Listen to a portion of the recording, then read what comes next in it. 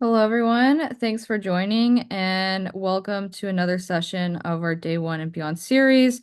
Our today's session is the Day One and Beyond Oracle Cloud Networking Quick Start. So, in this session, you'll be introduced to core OCI networking services, how to deploy them, and best practice considerations for when and why to use these services. We will start with how to connect to OCI from on-premises and then focus on various network design concepts. I'd like to introduce Brandon and Sunil as the main presenters. And with that, I will hand it over to Brandon to get us started. Thanks, Olivia. Hi, everyone. My name is Brandon O'Leary. I'm a cloud engineer here at Oracle on the customer enablement team. And I've been with Oracle for about 5 years now. And today I'm also joined with Sunil. Sunil, would you like to introduce yourself? Thank you. Similar to Brandon, I am also a cloud engineer on the customer enablement team. I'm looking forward to going through the networking day one and beyond session. Thank you, Brandon. Awesome. So today's session, we're going to be focused on the fundamental networking components that are available within OCI. Before we get started with any particular networking components, I just want to mention that our Day One and Beyond series, we have multiple different facets per se. We have our core series, which this networking fundamentals training is part of our core series. You'll find some other trainings like our technical quick start, security quick start, um, operations, business operations, and I think our database quick start as well. And then we also have our hands-on series. So if you want to get some hands-on experience and go through live labs with us, we definitely have those hands-on series available, and we're planning to build out more sessions as we speak. There's the Did You Know series and the security series. So these are relatively new, but also, worth taking a look at. So there are other, Day One and Beyond options aside from just the core series. So today we're going to focus on networking. That's part of our core series, but we do have a breadth of offerings when it comes to our Day One and Beyond series.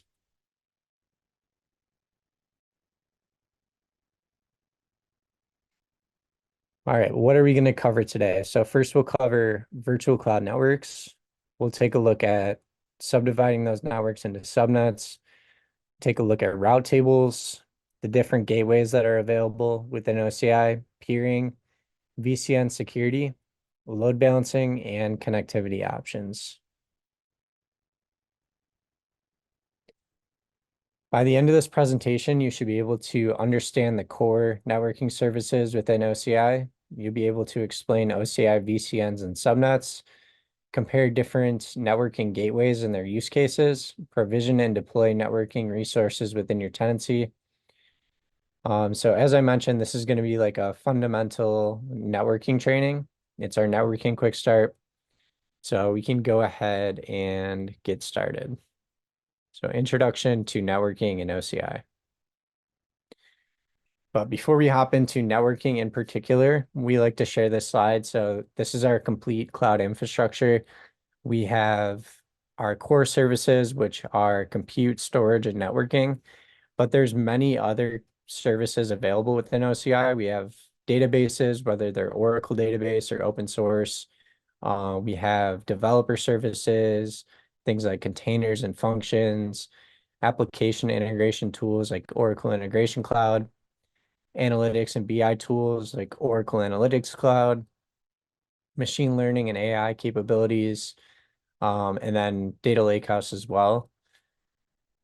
And with these different services, you have different deployment options. So we're typically focused on public cloud regions, but there are other deployment options like GovCloud or hybrid cloud, cloud at customer, dedicated regions.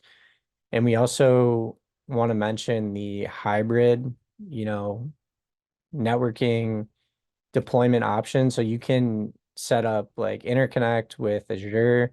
You can route traffic to your networks running in third-party cloud providers like AWS.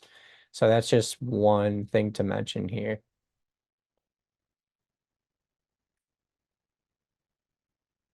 All right, so setting up your network in OCI, we have various different components.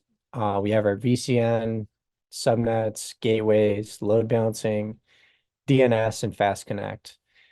So starting with our VCN, Virtual Cloud Networks, that's what the acronym stands for, or Virtual Cloud Network.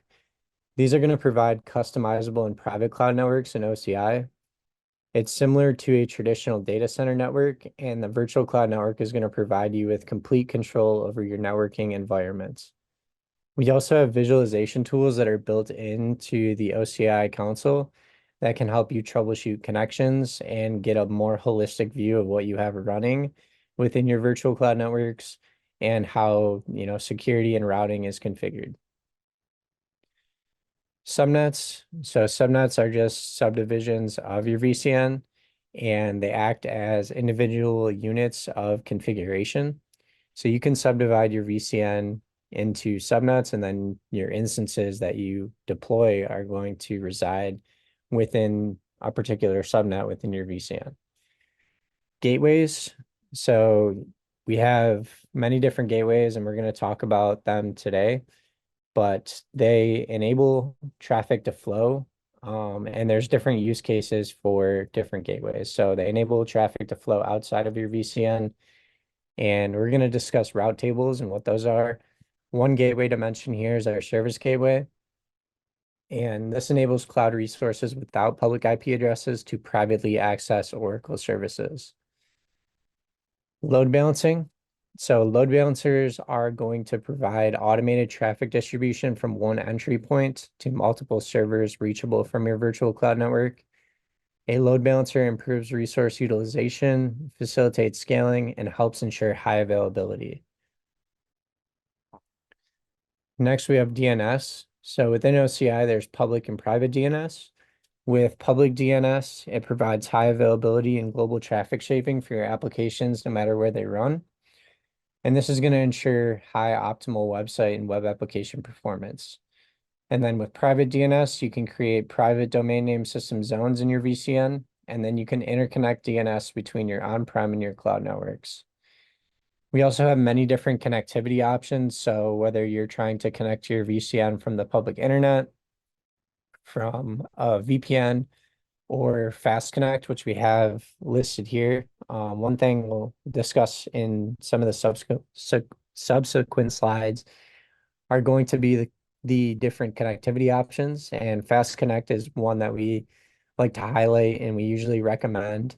And it allows you to connect directly to your OCI VCN using a private high bandwidth connection. And there's SLAs in place or service level agreements that guarantee uptime and speed of this connection.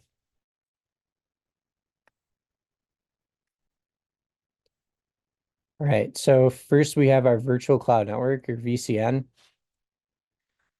Simply put, a VCN is a software-defined network that you set up in one of our OCI regions. So a VCN is going to span all of the data centers within a region.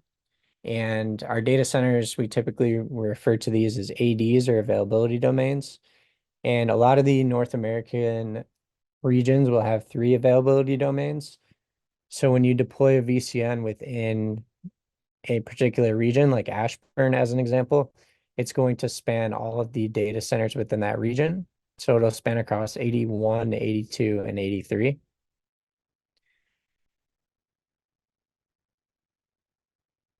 One thing to note here is that each VCN has various components that directly affect the behavior of the network, such as the different gateways we're going to discuss, route tables, security lists, and so on. And when you create one of these components, you establish a relationship between that component and the VCN itself. So you're going to need to be allowed within identity and access management policies to both create that component and manage the VCN itself. We talk about identity and access management policies in more depth in our security quick start, in our technical quick start. but essentially everything is going to be denied by default, and you're going to have to create user groups or different groups to allow users to interact with resources located in compartments in various types of ways. So it's just important to know that you don't want to grant excessive privileges to have a user be able to modify or change components that are directly attached to your VCN, because by giving them ability to update particular types of components, you're implicitly trusting them with controlling the network's behavior.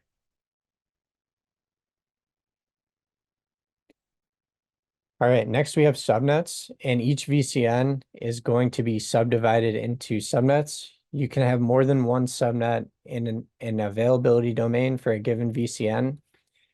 As you can see here in the visual, we have subnet A, subnet B, subnet C. These are going to be availability domain specific subnets to where they're locked down to a particular data center. We also have what's known as a regional subnet, and a regional subnet is going to span all of the data centers within that region. So subnet D is a good example of a regional subnet, and regional subnets are usually recommended and they're useful for high availability. So these subnets can be private or public. With a private subnet, instances are going to contain private IP addresses assigned to their virtual network interface cards. And then with a public subnet, hosts and instances within a public subnet are going to contain both private and public IP addresses assigned to their virtual network interface cards. And this essentially enables a compute instance to connect to a VCN and determine how the instance connects with endpoints inside and outside of the VCN. Your instance is going to draw their internal IP address from these subnets. And we also have what's known as a virtual network interface card. So we'll discuss that here in a moment. So next, we'll take a look at the address space. And a VCN is going to cover one or more IPv4 CIDR blocks of your choice.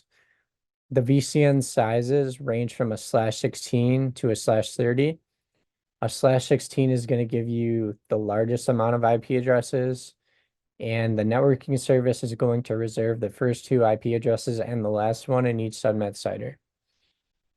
You can also enable IPv6 for your VCNs when you create them, or you can enable IPv6 on existing IPv4 only VCNs. If you choose to use IPv6, the VCNs are going to use a /56 CIDR block.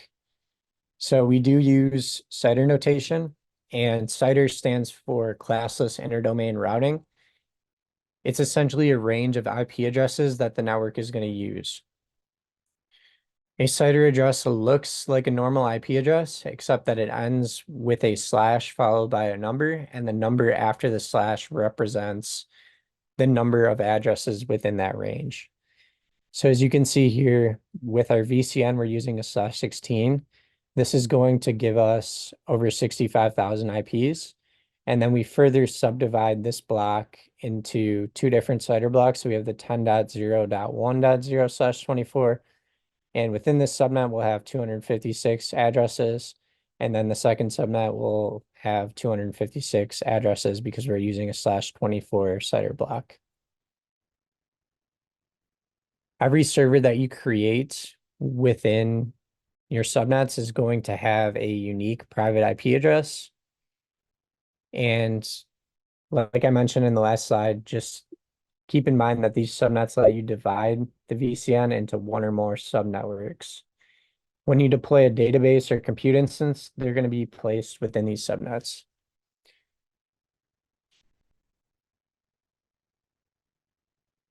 One of the benefits to CIDR notation versus like the traditional Class A, Class B, Class C, it's based on VLSM or variable length subnet masking. So it enables your network engineers to divide an IP address space into a hierarchy of subnets of different sizes.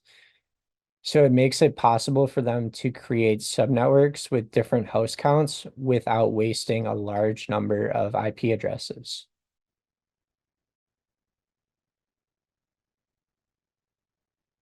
We also have our virtual network interface cards. So every compute instance within your VCN is going to have a virtual network interface card.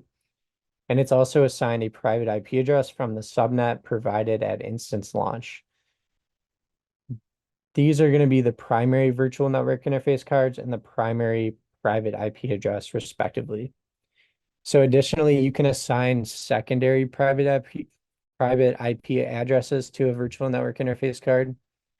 Similar to primary private IP addresses, a secondary private IP address is going to provide connectivity to destinations within your VCN and or on-prem where there is connectivity through VPN or OCI FastConnect.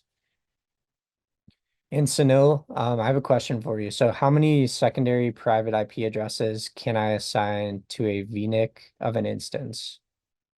It's a good question. For each VNIC, OCI currently allows you to have up to 31 secondary private IP addresses. Awesome. So you can have 31 secondary private IP addresses, but each instance is going to have that primary VNIC and then a primary private IP address.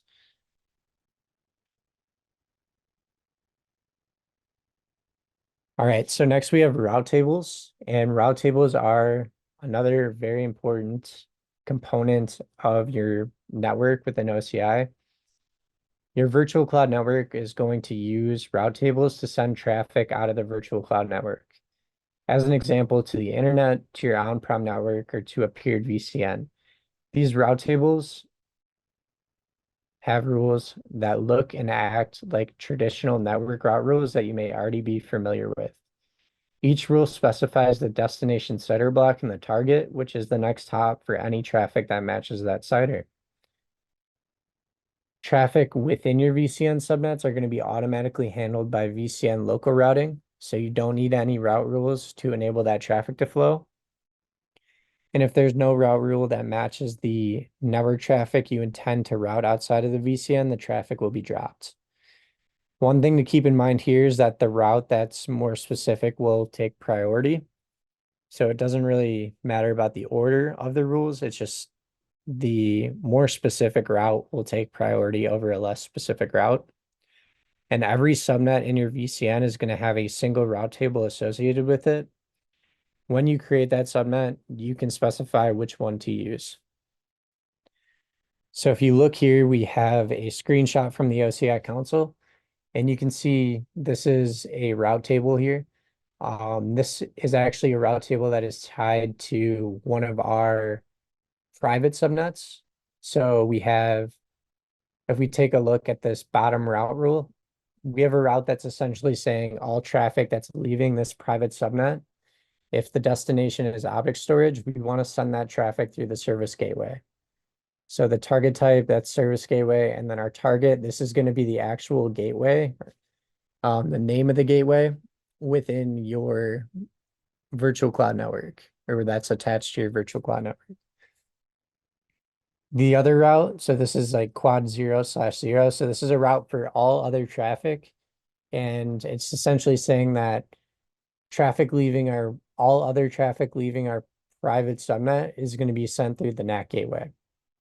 And we're going to get into the different gateways in the next couple slides here.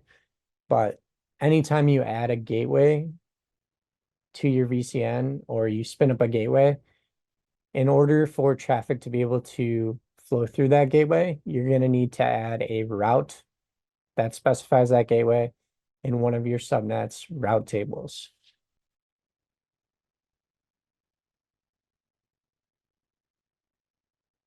All right, so next we have communication to the internet.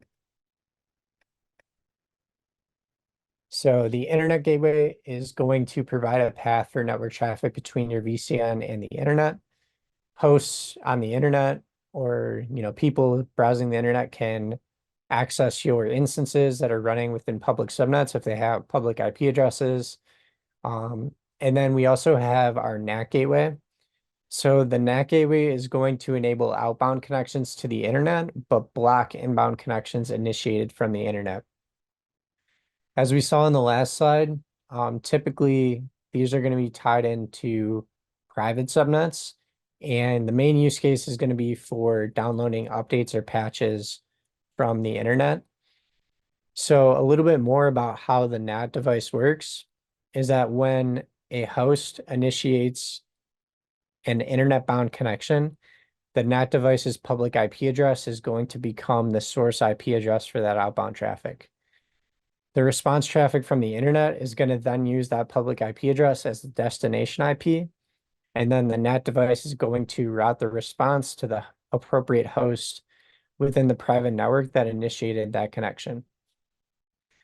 So again, like if you are downloading patches or updates to your servers within a private subnet, you can leverage the NAT gateway and route traffic out of your subnet through the NAT gateway to get those updates.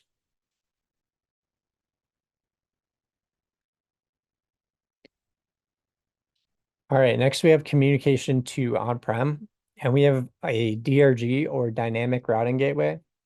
And the dynamic routing gateway is going to provide a path for private traffic between your VCN and destinations other than the internet. A DRG acts as a virtual router, and there are route tables associated with it. It can also be used to route traffic between VCNs to your on-prem network and to networks running in other cloud providers. So typically we see customers establish connections through the DRG and to their on-prem network via IPsec VPN or FastConnect. So those are two of our connectivity options. And we have a slide on that covers these connectivity options a little bit later in the deck here. All right, and last but not least, we have our communication to public OCI services. So I briefly mentioned this at the beginning of the webinar, but we have our service gateway, and the service gateway lets resources in your virtual cloud network access public OCI services, such as object storage, but without using an internet or NAT gateway. Any traffic from the VCN that's destined for one of our supported OCI public services is going to use the instance's private IP address for routing, and that traffic is going to stay on OCI's backbone, and it's going to travel over OCI's network fabric, so it's never going to traverse over the public internet. And a common use case that we see with our service gateway is going to be sending backups to object storage from your virtual cloud network. So when it comes to your database system backups or like block volume backups, you don't want to send those over the public internet. You want to be more secure and leverage our service gateway. And that will ensure that the traffic never goes over the public internet.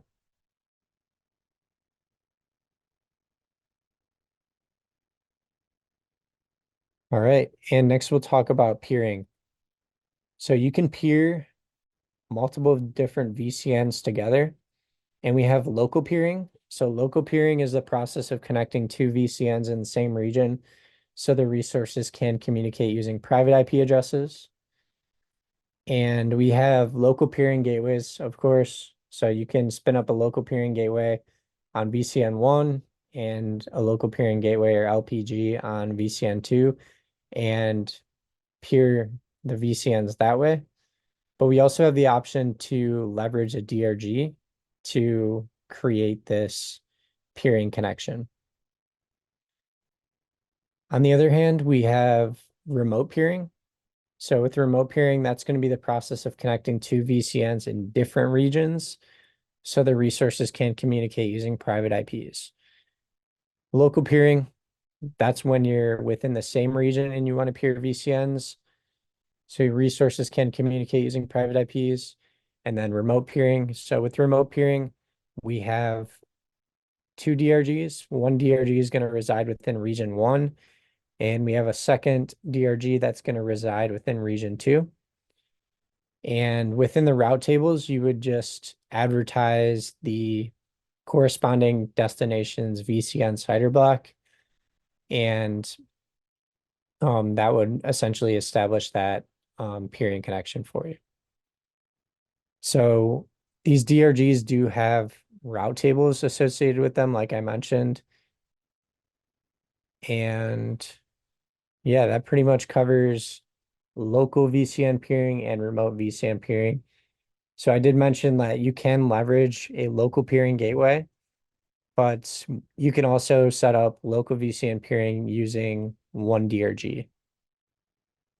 All right, so we're about halfway through our presentation. I'm going to hand it over to Sunil, who will take us through VCN security and some other services. Thank you, Brandon. So in the second part of today's presentation, we're going to look at networking services as well as network security. To start with, we're going to have a basic overview of VCN security. So the first construct we'll talk about is a security list. A security list is going to be a set of firewall rules that is associated with a subnet applied to all instances launched inside the subnet. This is also going to apply to any instances currently in the subnet. And this is a key distinguishment that we'll need in the future. So the security list is going to allow you to write allow rules for resources currently and in the future to be spun up within a subnet. What these rules are going to do is they're going to specify the types of traffic that are allowed in and out of said subnet. And something that's worth noting is the security list is going to apply to your resources even if they're trying to communicate with other resources within the VCN. So what that means is, let's say I have this instance in this dotted line, which is representing a subnet, and this instance in this dotted line, which is also representing another subnet. Just because they're in the same virtual cloud network does not mean they can communicate with each other. They need to have rules written in the security lists that are going to allow for that communication to happen. So here are some example rules. The first rule we have is a stateful ingress rule on 0000/0 TCP protocol from port 80. And the second one we have is a stateful egress rule on 10.0.2.0/24, this time directed towards 1521. So we also have another tool called network security group. And network security groups, contrary to the security lists, are going to have the ability to attach to a VNIC instead of a subnet. So a key concept in general on OCI is that everything tends to be denied by default. And so there are no allow rules when you're writing these networking rules in OCI. Everything is denied by default for your networking. Sorry, there are no deny rules in OCI. Everything is denied by default. And so you're only writing allow rules when you're writing a rule for a security list or a network security group. And so now that we have a basic understanding of both a security list and a network security group, we're going to compare and contrast them and look at some best practices for when you might want to use each. So as we talked about in the last slide, the security list is really efficient, right? You put it on the subnet, it gives you the connectivity for all your current resources, and it autonomously scales so that the moment any resource with a virtual NIC is provisioned, it's going to immediately have access to those rules in the security list. Which, if your security list has really broad rules that are very specific, so that way you're not over giving access, then that's great because you are using one tool that's going to do exactly what you want it to, that's going to scale across the future compute instances. But the reality is sometimes it's hard to find one rule that fits everything. So what's nice about a network security group is you can almost think of it as a stamp. You write certain allow rules in a network security group, and then after the resource has been created, you manually attach it, and then it gives the set of permissions. So it is scalable, it's just not autonomously scalable. It will need a human to sign off on opening network access by attaching manually. Or you can have, an API, you can attach it programmatically as well to a resource. So the next, commonly asked question is, let's say I don't have an allow rule in a network security group, but I do have an allow rule in the security list or vice versa. Network security groups and security lists function in union. Because there are no deny rules and everything is an allow rule, if you allow a connection in a security list, it doesn't matter if that rule isn't also there in the network security group. An allow rule is an allow rule, and so it's just going to take the union of these two. So generally speaking, an example of like a connection that you might want to have in a security list is, let's say you have an on-prem environment and you're very certain that all of your resources are going to need to communicate with that on-prem resource. And that's a really broad rule that you wouldn't want to have to waste time attaching a network security group each and every time you create a compute resource or anything with a virtual network interface card. So that's a rule that might go in the security lists. Whereas maybe you have an app or a web server that's feeding data into something specific. You might want to have a network security group so that only resources that need to communicate with that web service can do so. And so generally speaking, the recommendation is to use network security groups for specific permissions and for broad permissions that are easy to integrate across different compute instances and different resources can go into a security list.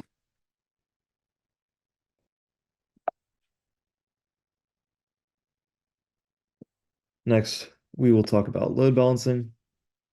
The load balancer is a tool that is going to help you manage your traffic, and it's going to help you route traffic to route around overloaded backends and to overly increase performance of an application.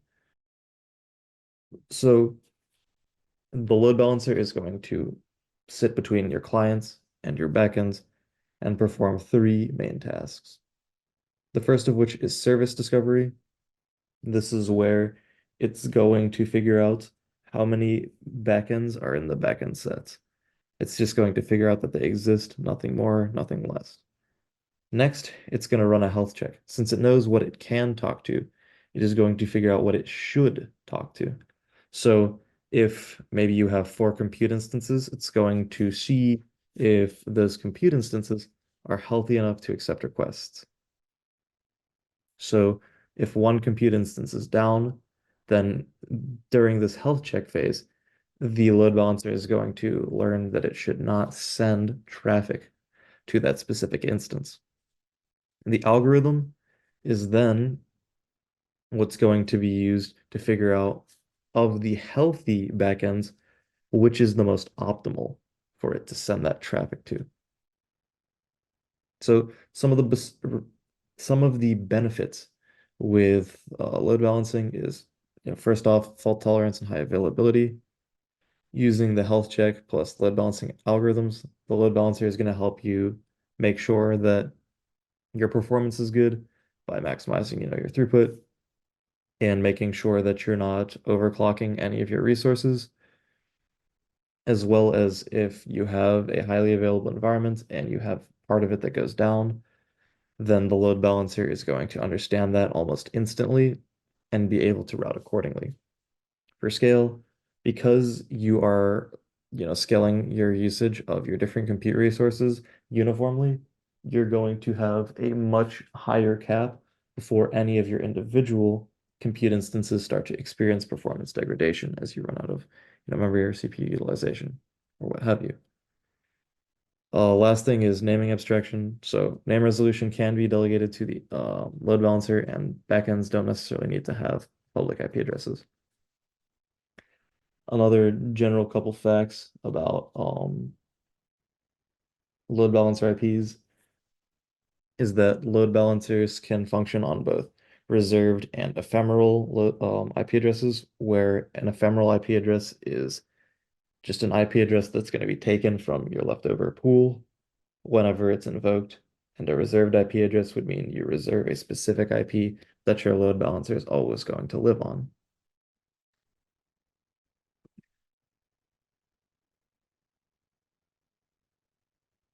So here we have a architecture diagram for a load balancer just to walk you through how load balancing works. So if you're in a multi-ID region, load balancers are highly available and you can provision an active load balancer and a failover load balancer. And there's going to be a listener that is going to see if the active load balancer is still able to do its job. So, a request is going to come in. It's going to be routed to the primary load balancer.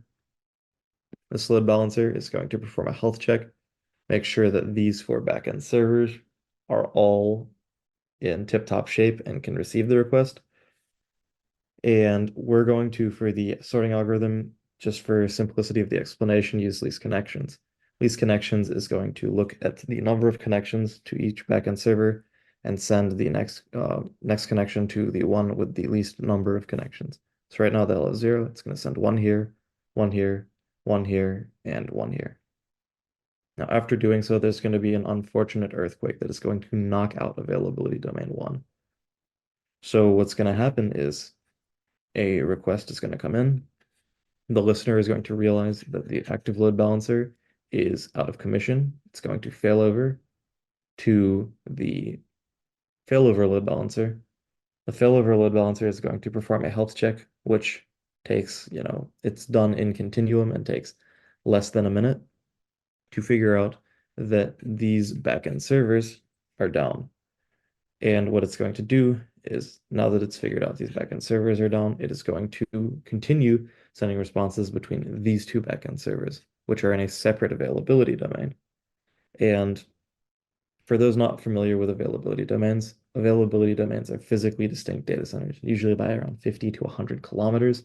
So they've got enough distance from each other to hopefully avoid outages during natural disasters.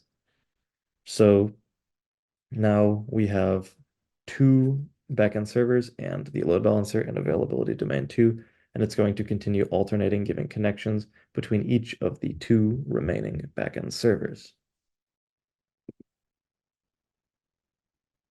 Next, we'll talk about DNS zone management. This is going to be a highly scalable global Anycast domain name system network that's going to assure you high site availability and low latency.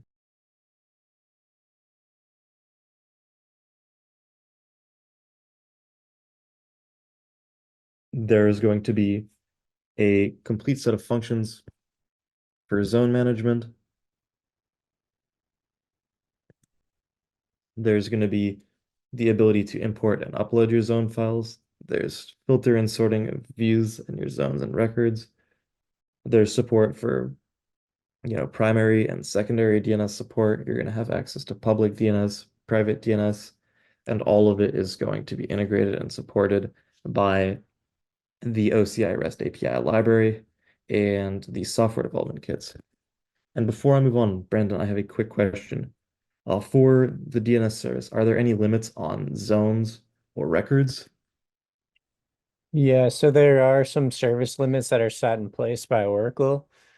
The DNS service is going to be limited to 1,000 zones per account and then 25,000 records per zone.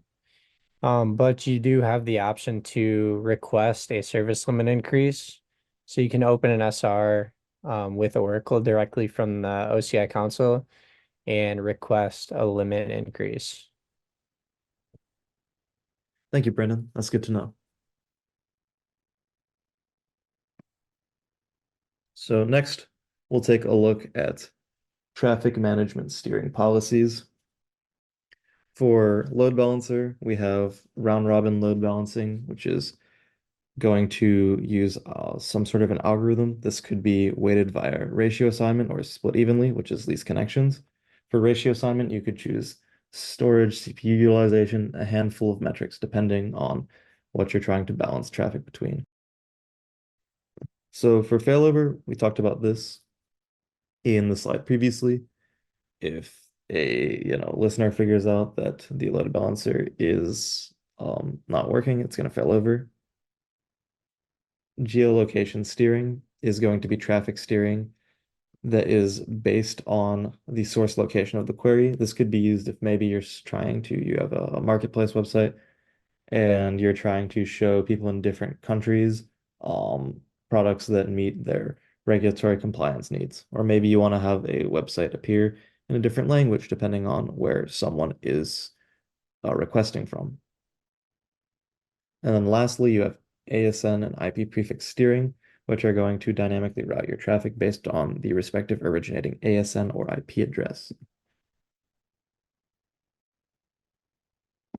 Lastly, before we hop into our demo, we're going to look at some connectivity options. So for connectivity options, we have the public internet that's going to have reserved IP addresses, ephemeral IP addresses, and then internet data out pricing with the first 10 terabytes free in. So what internet data out pricing is, generally speaking, cloud vendors have egress charges. However, internet data out is a less strict definition of egress. So in our previous example, we saw that there were different subnets within a VCN, and you could write an egress rule to have those two resources communicate with each other. So that is not internet data out. Internet data out is when you have data or you have requests leaving your cloud region. And so if you have egress outside of the region, then that is going to tick towards your internet data out, of which the first terabytes, 10 terabytes are free, and then there is metering per gigabyte. Next, we have VPN Connect or IPsec VPN. This is IPsec authentication and encryption. There are two main options for this. There's the OCI managed VPN service, which is free, or you have a software-based VPN, which is going to be running on OCI Compute. The software VPN itself is free, but the compute it is running on is going to have metering. And then lastly, we have FastConnect. This is a private dedicated connection meant to deliver a consistent network experience. So FastConnect is going to have port speeds of up to 1, 10, or 100 Gbps.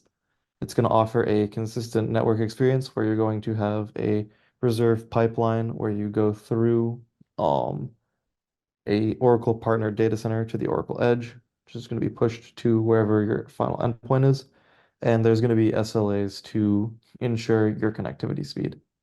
Another thing worth noting is FastConnect is a monthly subscription, but while you have a FastConnect monthly subscription, you do also receive unlimited free internet data out. So for FastConnect public peering connection and private peering connection, we've got an architecture diagram. We see here from your customer premises equipment, CPE, you're going to connect to your customer partner edge. You're going to get pushed to the Oracle edge and then routed directly into your OCI tenancy. For public peering, something that is nice is if you're trying to communicate with OCI object storage, which is a public service, you would usually have to connect through the internet. But because you're going through, or basically your own rented private network space, you're actually able to connect even with public peering of FastConnect to object storage to OCI public services without ever touching the internet. So if that is a security concern that you're looking to address, then FastConnect could possibly help you address it. And so lastly, we have a little graphic on FastConnect private versus FastConnect public. FastConnect private is going to be used to manage VCN resources privately versus public, which is going to be allowing you to access the public service offerings. Bandwidth is 1, 10, 100 Gbps ports for either of them. Both are running on BGP. For FastConnect private, customer is going to assign IPs, whereas with public, Oracle will assign. For FastConnect Public, you're going to advertise public VCN and public service routes, whereas with FastConnect Private, you're advertising any VCN route. Prefix validation is not needed. In private, OCI will do validation in public. Prefix limit is 2000 versus 200. And for ASN, similarly, it's going to be any ASN for private and only public ASNs for FastConnect Public. All right, so I'm going to quickly hop into the console and do a networking demo. Okay, so what we're going to go over briefly is how to create a virtual cloud network and the basic networking components inside of it.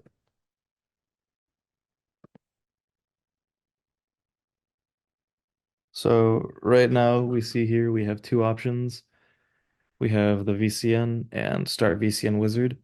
So right now we're going to use the VCN Wizard. What that's going to do is it's going to give us two architectures we can choose. So the first one is create a VCN with internet connectivity, or add internet connectivity and a site-to-site VPN to a VCN. So that means our virtual cloud network is going to have a virtual private network to connect to the on-premises network and connectivity to the internet. We will choose the internet connectivity one because it has the private subnet. So we'll be able to look at both the internet gateway and the NAT gateway. All right, so I'm going to start the VCN wizard.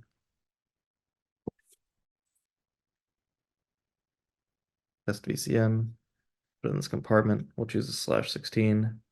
For the public subnet, we'll choose a /24.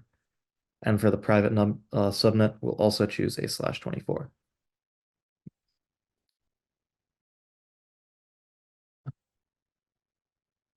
We'll put next. It's going to give us a brief summary of everything that we just looked at. It's going to show us the resources that it's going to create as well. So it's going to show us the gateways.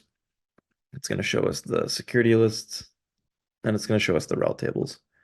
And now we are just going to very simply click create.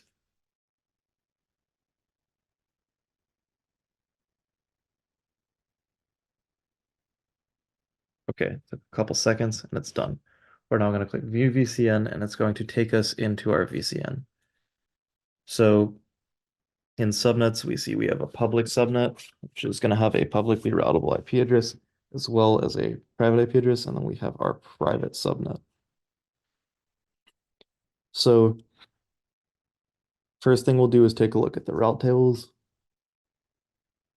And we see here we have a route table for the private subnet.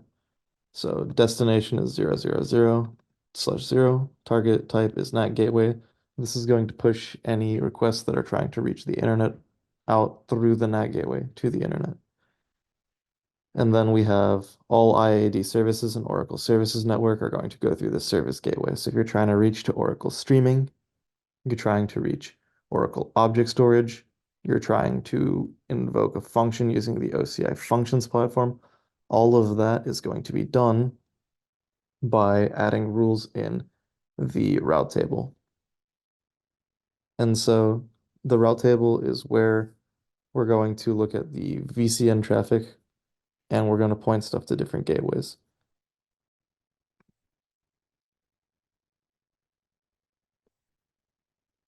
So here we have the internet gateway rule as well, which is going to allow things in the public subnet to go out of the internet gateway to communicate with the internet.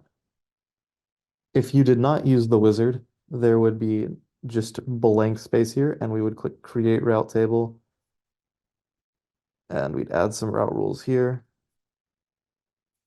We'd choose what gateway, etc. Choose a destination setter, select the gateway. We have internet gateway test VCN, which was provisioned at the start. If we didn't pre-provision it, then we would have to provision an internet gateway before we could go to this route table and add the rule for internet connectivity. Same deal for a NAT gateway. For the private subnet, we would need to add the NAT gateway and then go to the route table and create the rule so that the private subnet would be able to communicate with the internet. Next, we'll take a brief look at security lists. So for test VCN, this is the public subnet, we have a couple of rules. We have 0000/0 TCP source port all destination port 22. This is SSH remote logon protocol. Here we have an ICMP rule. This is 3 and 4 for destination unreachable. And then in 10.0.0.0/16, you have ICMP for 3 destination unreachable. Next, we will look at the default security list for the private subnet. We see here we have source 10.0.0.0/16, IP protocol, TCP, source port ranges, all of them, destination port is 22. This is TCP traffic for ports 22, SSH remote login protocol. So if you think about your network when you're using the networking VCN wizard, what this is kind of doing is making it so if you want to have a bash and if you want to log into the private subnet you've created, you're going to have to get into it through the public subnet that was also created using SSH. And then it's got the same, destination unreachable ingress rules. And if you wanted to create one of these from scratch, then what would happen is if you just clicked create VCN, there'd be nothing here. You can create your security list and then you can add the rules as you need them. And so we see here, we have a NAT gateway, we have service gateways, and etc. So also, there's no network security groups currently, but here is where you would create a network security group if you wanted to. So if we wanted to create a network security group, test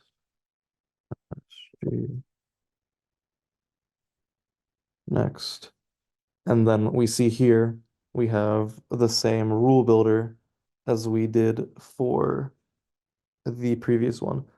So let's say we have direction, egress, destination type, CIDR, and we'll just throw out something random. This isn't true. This is the IP address of our public subnets. So let's do.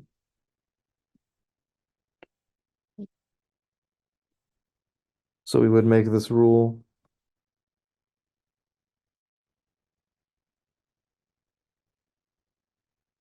destination port or source port range all destination port range 1521. This is going to allow TCP traffic to 1521. So if we have a database that some of the resources are going to need to communicate with, we could write a rule that would allow them to communicate in that direction. And this network security group, as we can see, it would just sit here.